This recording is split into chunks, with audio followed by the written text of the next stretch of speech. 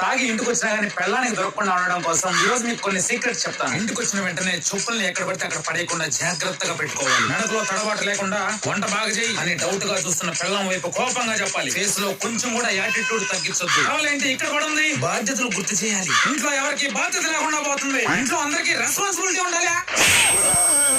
సరిగానే manage చేశాను కదా, ఎలా దొరికిపోయాను? Flash back. పర్ఫెక్ట్ ఇంట్లోకి రావాలి, చెప్పులు జాగ్రత్తగా పెట్టుకోవాలి.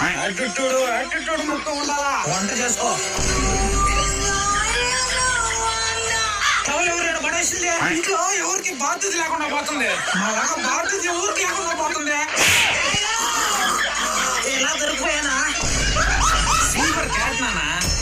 సారీ నేను చిన్న పార్టీలో ఫుల్ అయిపోయింది. అయ్యా మా కొడుకు మీ ఇంటికి వచ్చినాడా? ఈ ముసలి ఒకటి రోజు కొడుకు అంటూ మన ఇంటికి వస్తా ఉంటది. మన కొడుకు చనిపోయి 3 నెలలు అవుతుంది. అప్పటి నుంచి ఆ పెద్ద మైండ్ డిస్టర్బ్ అయ్యాల రోడ్ల మీద తిరుగుతుంది. ఏమైందండి? అవునే ఆ పెద్ద